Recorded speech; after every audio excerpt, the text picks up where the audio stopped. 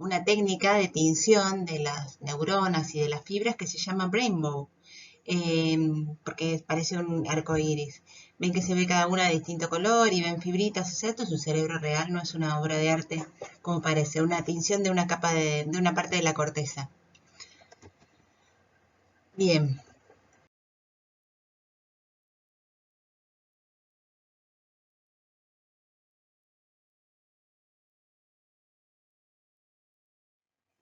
En la clase pasada hablamos un poco de configuración externa. Una cosa que no contamos es que hay asimetrías en el cerebro de un lado y del otro.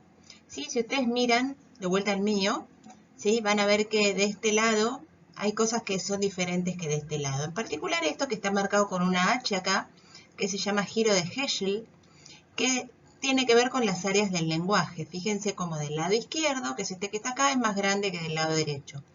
Eso es porque yo soy diestra y mi hemisferio dominante para el lenguaje es justamente este. Ese giro de Heschel lo encontramos si abrimos, ¿se acuerdan? Para espiar y mirar la ínsula. En esta parte del primer giro temporal, esto que anda por acá, es el giro de Heschel. Tiene un surco que lo limita que se llama surco de Heschel. ¿Sí? Bien. Acá en un corte coronal, ¿sí? Pueden verlo cómo es distinto. Acá tiene la primera circunvolución temporal y ven cómo acá tiene dos giritos y acá tiene un giro bien grande, que es el giro de Heschel izquierdo.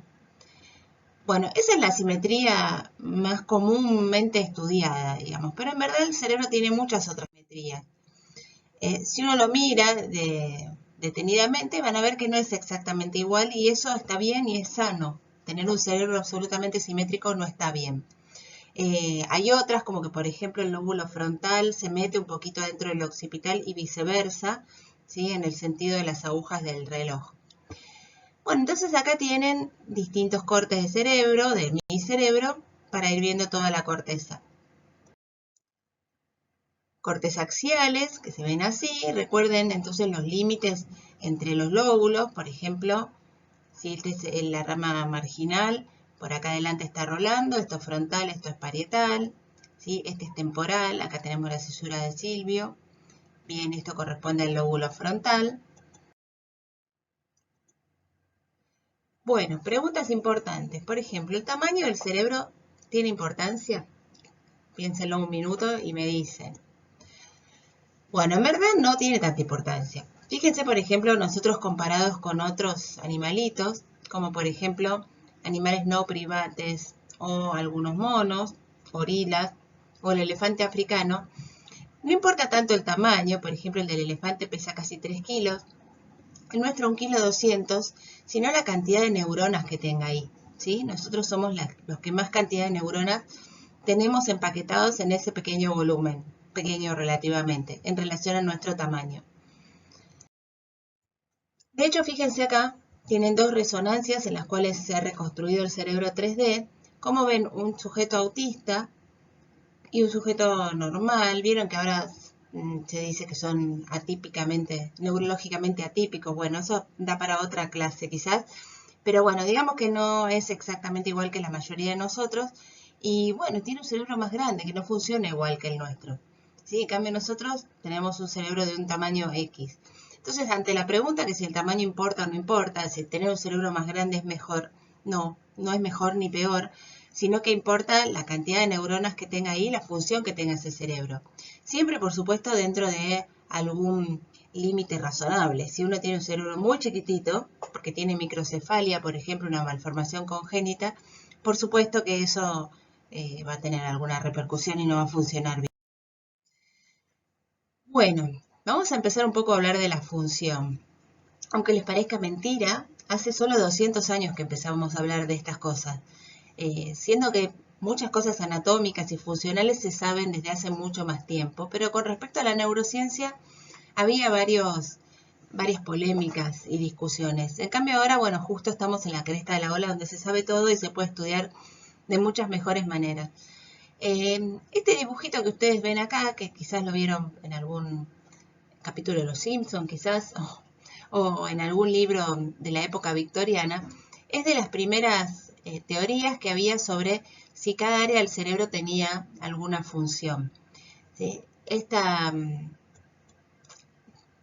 teoría se llamaba frenología, y lo que decía era que, bueno, sí, había distintas áreas del cerebro que tenían distintas funciones, lo cual es verdad. Las funciones, fíjense que las pusieron un poco arbitrariamente, por ejemplo, miren dónde está el lenguaje, ¿sí? O la zona del hambre y demás. No importa, pero bueno, la idea estaba bien. Lo que él decía también era que estas áreas crecían con el uso, lo cual también es verdad.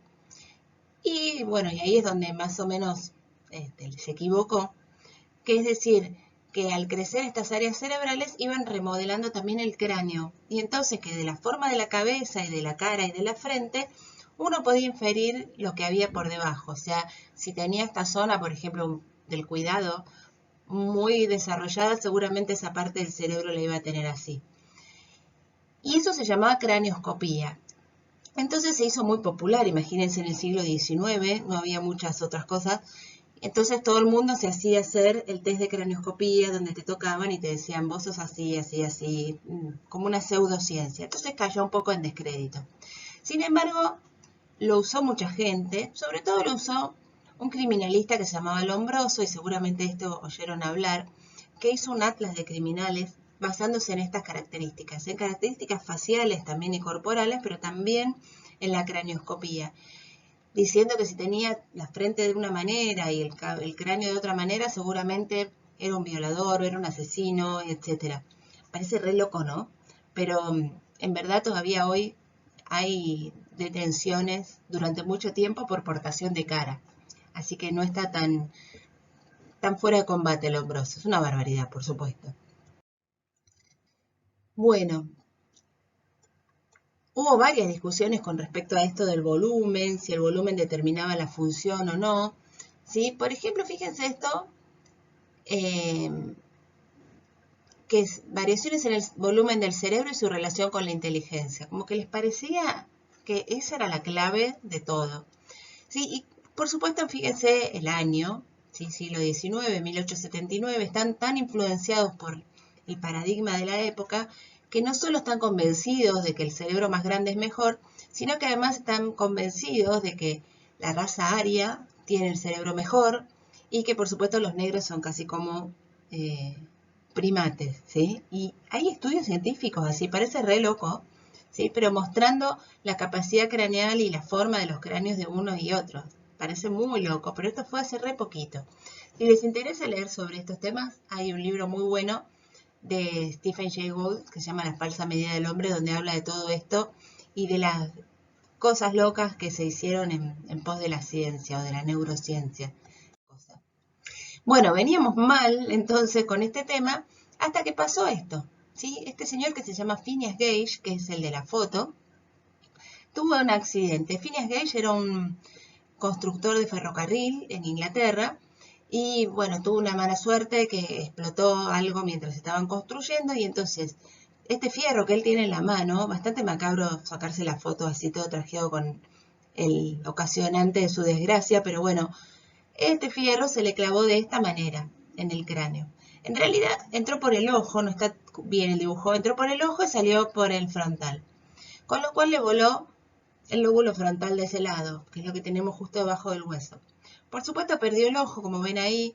Milagrosamente no murió porque no había antibióticos ni la neurocirugía estaba avanzada como ahora. Se salvó.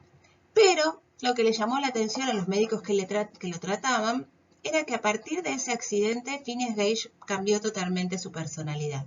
De ser un tipo muy trabajador y un hombre de familia y buen padre y buen esposo, se hizo totalmente lo contrario, dejó de trabajar, se dedicaba al alcohol, a la prostitución, a las drogas. Era un tiro al aire. De hecho, se muere de alguna complicación de esas, creo que de cirrosis o de algo por el estilo. Unos años después, por supuesto, pierde su trabajo, pierde su familia y todo. Y lo que los médicos postulan entonces es que al haber perdido el lóbulo frontal, su personalidad había cambiado. Y empiezan a pensar que quizás sí, el frontal tenía algo que ver con la personalidad. Tiempo después, Broca, que trabajaba en un hospital psiquiátrico, tiene un paciente con esta lesión. Fíjense el agujerito que tiene, que está ampliado, ¿sí? que se llamaba Le Borgne, y luego tuve otro paciente más que se llamaba Le Long, con una lesión similar. Esta lesión está en la pars triangular, y recuerda que lo vimos en la primera parte, que estaba entre las dos ramas de la cisura de Silvio, y es un área muy importante para el lenguaje, para la producción del lenguaje. Lo que le pasaba a estos dos pacientes era que podían entender lo que se les decía, pero no podían decir ninguna palabra. De hecho, Le Borgne, lo único que le salía a decir era el monosílabo tan, y lo habían bautizado como tan. Bueno, cuando muere y ven esta lesión, dicen, bueno, listo, este área tiene que ver con el lenguaje, ¿sí? Y Broca, por supuesto, le pone su nombre como área de Broca. Vuelven a empezar los experimentos sobre el lenguaje, sobre las áreas del cerebro, entonces ahora sí, con un poco más de interés y más de ciencia. Más o menos por esa época Galvani empieza a hacer sus primeros experimentos sobre nervios, digamos, y ven, ¿se acuerdan ese experimento con las ranitas galvanizadas? Donde a una rana que estaba cortada de la cintura para abajo le pasan electricidad por los nervios y mueve las patitas. Bueno, con semejantes experimentos la gente estaba alucinada y por eso había libros en esta época victoriana tan loca que tomaban esa ciencia y la ponían como, digamos que ciencia ficción, ¿sí? Como este experimento de Frankenstein donde revivían un muerto con electricidad. Pero bueno, a partir de los experimentos de Galvani, llegan a la conclusión de que quizás la electricidad tenía algo que ver en toda esta historia, ¿sí? Que a lo mejor uno ponía electricidad en alguna parte del cerebro y algo iba a pasar. Y de hecho sí, era así. Las neuronas eran las que transmitían la electricidad y que tenían que ver con esto. Entonces acá entran a jugar los fisiólogos. Unos fisiólogos mucho tiempo más tarde, a principios del siglo XX, perdón, empiezan a hacer mapas de las áreas de la corteza cerebral. Lo que hacían era estimular distintas partes de la corteza y ver qué pasaba, ¿sí? Entonces hacían mapitas corticales como este. Por ejemplo, estimula acá y mueve o siente en el dedo del pie, acá la pierna. Bueno, fíjense cómo está representado el cuerpo, ¿no? Cómo la cara tiene una representación muy amplia en la corteza, la mano también, los pies, las piernas quedan todas hacia la cara medial del hemisferio, toda la parte de la boca, digamos la faringe, la lengua, quedan cerca de la ínsula. Este fue un aporte súper importante porque iban viendo qué función tenía cada área. Hasta acá uno tenía que esperar que viniera alguno con una lesión como para sacar alguna conclusión. Tenía la lesión, perdía una función y decíamos, bueno, esta área servía para esto. Pero ahora ellos pudieron ver exactamente una por una. Y entonces llegaron a algunas conclusiones. Por ejemplo, una de las conclusiones importantes es que cada hemisferio cerebral se corresponde con procesos motores y sensitivos contralaterales, o sea, de la otra parte del cuerpo.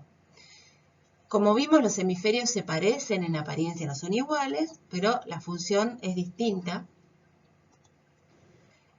Y a partir de ahí empiezan a estudiar la corteza cerebral siguiendo dos escuelas. Una escuela citoarquitectónica que solo estudiaba la microscopía, con la idea de que seguramente una corteza estructuralmente diferente tendría una función diferente, y la otra directamente estudiaba la función, a ver para qué servía cada parte. La escuela citoarquitectónica, bueno, el capitán de esta escuela es Brodmann, von Economo también hizo otros mapas y hubo otros, postulaba que la función de cada área depende de las variaciones en la estructura celular. Entonces, acá tienen un bloquecito con un corte de corteza cerebral. Vieron que la corteza puede tener entre 6 capas de células, entre células y fibras, o 3 capas. Y en el medio variaciones, 4 capas y demás. Con distintos tipos de neuronas, por ejemplo, neuronas piramidales, neuronas granulares. Bueno, y de esas combinaciones de si tiene 3 capas o 6 capas, o neuronas granulares o piramidales, Brodmann hizo un mapita prolijito de todas estas áreas. Ven que ahí se muestra cada uno de los territorios. Por supuesto, esto varía un poco de cerebro en cerebro y el límite entre las áreas no es siempre tan preciso como lo marca acá. Pero más o menos es adecuado y entonces ese es el mapa que se usa hoy en día. Sin embargo, cada una de estas áreas no está sola, sino que está súper comunicada con áreas vecinas, ¿sí? Pasan fibras que llevan la información para todos lados, ¿sí? No solo para el giro que tiene al lado, sino a lo mejor para un lóbulo que tiene en la otra punta, por ejemplo, entre el occipital y el frontal. Sí, llevan esas fibras también hacia arriba y hacia abajo.